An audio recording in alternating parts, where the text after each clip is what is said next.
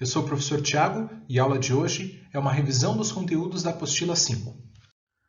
O conteúdo desse nosso primeiro bimestre foi o romantismo. A gente começou o bimestre falando sobre as relações entre romantismo e história, notadamente os acontecimentos do final do século XVIII na Europa, da última metade do século XVIII na Europa. A gente falou das principais características do romantismo e a gente falou também sobre alguns autores e obras importantes dentro da história do romantismo. A gente fez na última aula uma espécie de introdução ao romantismo no Brasil. Essa questão ela trata das características gerais do romantismo, opondo principalmente o romantismo aos movimentos literários que o antecederam, como o neoclassicismo, por exemplo. Vamos ler a questão? Vamos lá. Recusando as regras, os modelos e as normas, seus autores defendem a total liberdade criadora. Ele não menciona aqui, gente, qual é a estética literária, a qual ele se refere, mas veja só, o romantismo trabalhava principalmente com a liberdade criadora. O romantismo propunha uma literatura livre das amarras dos modelos pré-concebidos, das influências clássicas e uma literatura que representasse os indivíduos de forma bastante livre, de forma bastante inovadora, ok? Aos gêneros estanques, estanque quer dizer que não se modifica, parado, opõe a sua mistura conforme o livre-arbítrio do escritor, a ordem clássica, a aventura, ao equilíbrio emocional, a anarquia, o caos, ao universalismo estético, o individualismo, ao cosmos, o eu particular, o seu ego, constitui a única paisagem que lhe interessa, de tal forma que a natureza se lhe afigura mera projeção do seu mundo interior. Então perceba que ele está opondo de uma forma geral o romantismo às escolas literárias que o antecederam, principalmente o neoclassicismo. Aliás, por que o neoclassicismo, que é essa escola literária do século XVIII, por que recebe esse nome neoclassicismo? Justamente porque resgata, retoma alguns modelos da antiguidade clássica ou do classicismo português do século XVI. Então perceba, gente, a literatura neoclássica é uma literatura presa a certos modelos já cristalizados, já rígidos. O romantismo não. Trabalha principalmente com a inovação, com a expressão individual, com a expressão do eu. Ok? Portanto, gente, a resposta aqui, claro, é romantismo, portanto, letra D. Ok? Tá aí o gabarito. Vamos para a próxima questão? Bom, a segunda questão, ela fala principalmente sobre as influências do romantismo, relacionando o romantismo a outras escolas literárias, questão da PUC Campinas. Embora muitos dos nossos escritores do romantismo tenham acreditado que suas obras constituíssem um mundo inteiramente original, sabe-se que a nossa literatura romântica... Bom, gente, vou fazer uma introdução aqui antes da gente ler as alternativas, tá? Bom, o romantismo surge na Europa nos anos 1770, principalmente em dois países, Inglaterra e Alemanha, mas cabe à França difundir a estética e os ideais do romantismo. O romantismo chega ao Brasil principalmente por conta da influência dos escritores franceses e portugueses. Portanto, o romantismo ele já chega no Brasil no momento posterior, nos anos 1830. E o romantismo brasileiro ele tem características próprias também, mas ele é herdeiro de uma tradição, ele é herdeiro já de um conjunto de obras que surgiram ali a partir já dos anos 1770, ok? Eu vou ler as alternativas com vocês. Bom, a nossa literatura romântica deveu muito aos princípios do naturalismo, que sustentava a crença segundo a qual a realidade se impõe à linguagem que a duplica. Pessoal, a gente nem estudou ainda o naturalismo, isso porque a gente faz o estudo da literatura brasileira em ordem cronológica, a gente está estudando a história da literatura brasileira. Então, no primeiro ano a gente fala sobre as origens da literatura brasileira, sobre a literatura portuguesa medieval, a literatura portuguesa do início da Era Moderna, aí a gente começa a falar sobre a literatura brasileira a partir do século XVI. A gente fala sobre quinhentismo, depois a gente fala sobre o barroco, o arcadismo, o neoclassicismo, agora a gente fala sobre o romantismo. O naturalismo é uma tendência literária que no Brasil data do final do século XIX, ok? E o naturalismo, ele parte de uma premissa de que o homem é um ser natural, mas a gente ainda vai estudar o naturalismo. Tá? Então, não há possibilidade de uma escola literária que surgiu no final do século XIX ter influenciado uma escola literária que no Brasil surge na primeira metade do século XIX. Tem uma incoerência nessa linha temporal, beleza? Então, falsa letra A. Letra B. A nossa literatura romântica afirmou-se sobre fortes traços universais que a norteavam, tais como a idealização da natureza e a obsessão pelos extremos do amor e da morte. Gente, isso é verdade. Embora a literatura romântica no Brasil tenha adquirido características próprias, ela é herdeira de uma tradição que se inicia lá no século XVIII, no final do século XVIII, não é isso? Entre a herança, entre os elementos dessa herança, estão justamente a idealização da natureza e a obsessão por extremos, como o amor e a morte. A idealização do amor e da morte, a natureza tem um papel muito importante no romantismo no Brasil. Deem uma olhada na nossa última aula, quando a gente falou sobre a Canção do Exílio, sobre a poesia romântica da primeira geração, ok? Então, verdadeira B, vamos dar uma olhadinha nas outras alternativas e vamos ver por que elas estão falsas, portanto. Letra C. A literatura romântica brasileira combateu na poesia os efeitos já deixados pela geração dos parnasianos. Pessoal, mais uma vez aqui tem um problema em relação ao tempo, à cronologia da estética literária. O parnasianismo é uma escola literária que no Brasil data dos anos 1880 e, portanto, não pode ter influenciado uma escola que surgiu aí 45, 50 anos antes, como o romantismo, ok? A gente ainda vai estudar o parnasianismo, é conteúdo do nosso quarto bimestre desse ano, beleza? Então, a gente já descarta a letra C também. Letra D. A nossa literatura romântica rebateu, na sua prosa irônica, a convicção de autores nacionalistas, para quem o país recém-emancipado pedia a forma própria de expressão. Veja só, o romantismo não rebateu de forma irônica o nacionalismo. Muito pelo contrário, gente. O romantismo no Brasil, ele surge justamente no momento em que o Brasil acaba de se transformar num país independente. Para a gente ter uma noção do tempo, né? Em 1822, Pedro I declara a independência no Brasil. As primeiras obras românticas do romantismo brasileiro surgem nos anos 1830 e principalmente 1840, que é quando Gonçalves Dias publica ali o seu primeiro livro, ok? E os românticos no Brasil, os escritores do romantismo brasileiro, se ocuparam de uma tarefa, que era a construção da identidade nacional a partir de suas penas, a partir de suas obras. Ok, gente? Então, não dá para a gente dizer que aqui houve uma ironia, né, contra os escritores nacionalistas, justamente porque o tema nacionalista, a temática do orgulho pátrio, enfim, foi importante para o romantismo no Brasil. Beleza? Então, falsa também a letra D. E a letra E. Nossa literatura romântica caracterizou-se pela timidez da imaginação pessoal, uma vez que os escritores tendiam a se expressar por meio de teses abstratas. Falso, gente. Uma das características principais do romantismo é justamente o seu aspecto fantasioso, o seu aspecto de idealização, de liberdade da imaginação, de não submissão da imaginação à realidade. Portanto, o gabarito dessa questão só pode mesmo ser a letra B. Ok? Tá aí. Joia? Vamos para a próxima? A questão número 3 do ITA São Paulo trata do romance Lucília, do José de Alencar. Embora esse conteúdo seja um conteúdo do segundo bimestre, Romantismo no Brasil, a gente antecipou essa obra justamente para que a gente pudesse falar sobre as características gerais do romance romântico, para que a gente pudesse falar sobre romance de folhetim, enfim. A gente usou aí quase 2 aulas para falar sobre esse livro, e eu acho que vocês se lembram bem, tanto do enredo quanto da estrutura da obra, tá? Vamos ler a questão e vamos ver do que se trata. Em uma passagem do romance Lucília, de José de Alencar, Lúcia e Paulo vão a uma praia em Niterói, local onde ela passou a infância.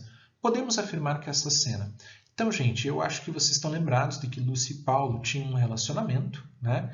Esse relacionamento ele é feito de altos e baixos. Nesse momento em que Lúcia convida Paulo a esse passeio em Niterói, eles estão relativamente afastados, mas esse passeio é importante porque é quando Lúcia revela a Paulo o seu passado, conta a sua história. A história de sua família, da mudança de Niterói para o Rio de Janeiro, da doença de sua família, como ela se transformou numa cortesã, né? Ela fala aí do seu passado, dessa transformação. Tudo bem? É nesse momento que a Lúcia fala ao Paulo sobre a menina que ela foi, e ela conta a Paulo aqui o seu verdadeiro nome, que é Maria da Glória. Tá? Então perceba que esses 2 nomes da personagem, Maria da Glória e Lúcia, remetem a 2 momentos da sua história. Maria da Glória, a criança, né? A menina que ela foi, né? Inocente, protegida no seio familiar, e Lúcia, depois que ela começou a viver como cortesã. Ok? Então vamos lá. Podemos afirmar que esta cena reforça a percepção de que, para o romantismo, o amor não é possível no meio urbano, mas apenas no meio natural. Gente, isso não é verdade. Não é esse o papel que essa cena tem no romance. Eles vão até uma praia em Niterói porque isso representa o passado da Lúcia. É ali que Lúcia se lembra dos seus primeiros anos da sua vida antes da vida de cortesã. Ok? Beleza? Então a A ela está falsa. Letra B. Acentua a diferença entre a violência urbana e a paz que reina no meio natural. Também não é essa a ideia da cena. Essa cena ela tem outros propósitos no romance. Ok? A praia ali, mais uma vez, dá para lembrar a Lúcia da sua infância, do seu passado, da sua vida anterior à prostituição. Ok? Vamos lá. Letra C. Mostra a praia como cenário perfeito para Lúcia contar a Paulo como foi obrigada a se prostituir. Gente, a prostituição de Lúcia não tem nada a ver com a praia. Até porque ela começou a viver como cortesã no Rio de Janeiro e não em Niterói. Em 1855, a família de Lúcia foi de Niterói para o Rio de Janeiro porque o pai dela, que era um pequeno funcionário público, foi transferido. Em 1857, e isso é um fato histórico, houve uma grande epidemia de febre amarela no Rio de Janeiro. Foi nesse momento que a família de Lúcia fica doente e a jovem Maria da Glória não vê outra opção, né, para sustentar a família a não ser a prostituição. Ok? Mas isso não tem a ver com a praia, certo? Vamos ver a letra D. Faz Lúcia voltar a ser criança por um momento, revelando que, apesar de se prostituir, mantém o caráter puro e ingênuo. Verdadeira, gente. Talvez seja um pouco de exagero dizer que a Lúcia volta a ser criança, mas é fato que a praia faz com que ela se lembre da infância, ok? E como Lúcia mantém esse caráter nobre, esse caráter ingênuo, como mesmo vivendo como cortesã, ela mantém essa pureza de sua alma? Gente, isso tem a ver com o título do romance. O que é Lucíula? Lucíula é o nome que se dá em algumas regiões do Brasil ao vagalume, o vampiro, ok? Algo que mesmo na escuridão brilha, ou seja, há um contraste entre a alma de Lúcia e esse meio, né? Esse meio corrompido da prostituição em que ela vive, ok? Então, nesse momento, Lúcia se lembra da menina Maria da Glória que ela foi e conta a sua história ao Paulo, e nós, leitores, também conhecemos o seu passado justamente nesse momento, ok? E depois, a gente já marcou a letra D, vamos ver por que a E está falsa. É apenas um bom exemplo do gosto romântico pela natureza brasileira e pela cor local. Embora o romantismo brasileiro tenha valorizado a natureza nacional, a cor local, não é essa a função da praia, não é essa a função dessa cena. Ok? Beleza? Então, tá aí. Vamos para a próxima questão. Essa última questão da nossa revisão hoje é uma questão sobre o livro do bimestre Clara dos Anjos, que é um livro da lista da Universidade Federal do Paraná. Inclusive a Federal já publicou, divulgou a lista dos livros deste ano, é a mesma lista do ano passado, e, portanto, Clara dos Anjos permanece na lista da Universidade Federal do Paraná. Espero que vocês já tenham avançado bastante aí com a leitura e que a gente possa retomar essas atividades do livro logo no nosso retorno, ok? Então, vou ler o enunciado com vocês, uma questão precisamente da Federal. No romance Clara dos Anjos, de Lima Barreto, o narrador tece considerações generalizantes a respeito da sociedade de sua época, ao mesmo tempo em que narra a vida da protagonista, de sua família e a malandragem de Cassi Jones.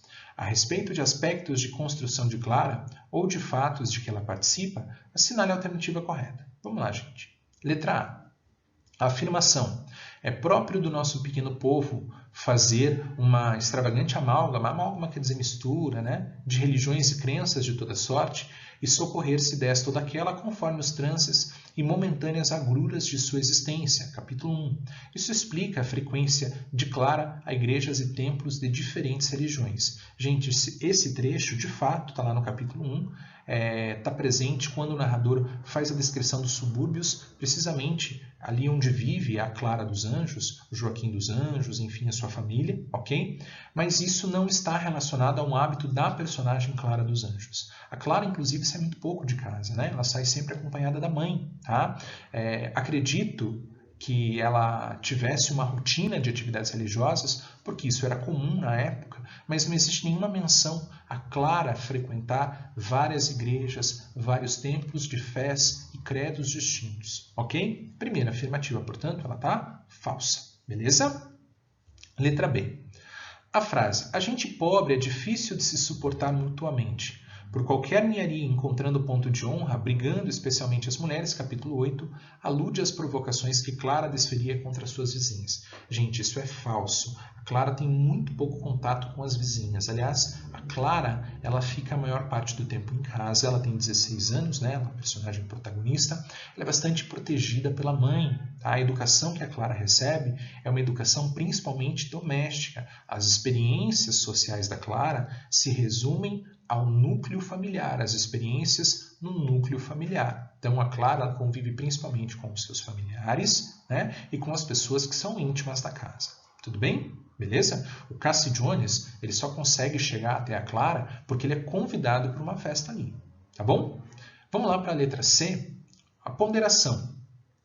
Cada um de nós, por mais humilde que seja, tem que meditar durante a sua vida sobre o angustioso mistério da morte, para poder responder cabalmente, se o tivermos que o fazer, sobre o emprego que damos à nossa existência. Capítulo 8 refere-se à cena da morte de Clara. E aqui, gente, não tem como eu não dar um spoiler. A Clara não morre, né? A Clara, ela, na verdade, ela tem uma outra trajetória. O desfecho da Clara é trágico, mas não porque ela morre, né? O desfecho da Clara é trágico por outras razões. Tudo bem? Então vamos lá. Na sequência, letra D. O comentário: seu ideal na vida não era adquirir uma personalidade, não era ser ela, mesmo ao lado do pai ou do futuro marido. Era constituir função do pai enquanto solteira e do marido quanto casada. Não imaginava as catástrofes imprevistas da vida. Capítulo 8 prenuncia as dificuldades que Clara enfrentou no seu casamento com Cass. Clara e Cassie Jones não se casam, gente. Inclusive, né, Clara tem um desfecho trágico justamente porque ela é abandonada por Cassie Jones. Esse trecho ele se refere, na verdade, à mãe de Clara, a Dona Engrácia, uma personalidade muito tímida, uma pessoa muito fraca, né, em suas vontades, de fraca disposição, tanto que não é a mãe de Clara que toma a frente das decisões quando Clara se descobre grávida de Cassie Jones e, portanto, né, tendo a sua vida ameaçada. Ameaçada do ponto de vista social, né, gente? Ok? Beleza? Então, não pode ser a letra D. A letra D é uma afirmação que se refere à Dona Engrácia, não a Clara. Letra E. Análise. A educação que recebera de mimos e vigilâncias era errônea. Ela devia ter aprendido da boca de seus pais que a sua honestidade de moça e de mulher tinha todos por inimigos, mas isto ao vivo com exemplos claramente. Capítulo 10 denuncia a frágil educação recebida por Clara como responsável pelo seu destino. E isso é verdade, gente. A Clara era muito ingênua em relação à sua própria condição. Como ela viveu, basicamente, né, no ambiente familiar a sua vida toda, ela não tinha noção dos perigos que a sua condição de mulher pobre representava. Ok? A Clara é uma presa fácil a Cassie Jones, porque justamente porque ela é uma jovem, moradora de periferia, pobre, vulnerável, portanto, a uma figura como o sedutor Cassie Jones. Ok? Um outro elemento importante aqui para a gente entender por que a Clara é uma presa fácil ao Cassie Jones é o fato da sensibilidade da Clara também ter sido formada a partir da chamada canção popular. Lembrem que o pai da Clara dos Anjos, Joaquim dos Anjos, ele é flautista, né? Então ele é músico. Sempre tem música na casa da Clara, né? Inclusive, a primeira vez que o Cassie Jones vai até a casa da Clara, ele vai como o violonista, ele vai como cantor, como intérprete, não é isso? E a letra da canção popular, fortemente influenciada pelo romantismo, defende que o amor tudo justifica, que o amor tudo supera. Defende que o amor, para que seja vivido, tem que enfrentar as convenções sociais. Então, quando as pessoas se aproximam de Clara para alertá-la sobre os riscos do envolvimento com um homem como Cassie Jones, a Clara acha que tudo isso são os percalços que o amor tem que vencer para que ele se fortaleça. Ok? Então, algumas coisas importantes sobre a Clara dos Anjos. Uma pessoa muito jovem, né? Exposta por sua condição de mulher, moradora de periferia, pobre, não é isso? E absolutamente ingênua por conta da educação que recebeu e idealizava o amor porque teve a sua sensibilidade, principalmente formada pela canção popular.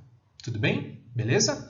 Gente, qualquer outra dúvida que vocês tenham, né? Vocês, por gentileza, nos procurem. Eu tentei, a partir dessas questões, criar um panorama, tá? Do conteúdo que a gente viu aí ao longo do bimestre e a gente se encontra, né, nas próximas aulas. Tudo bem? Obrigado, valeu, até a próxima. Tchau, tchau.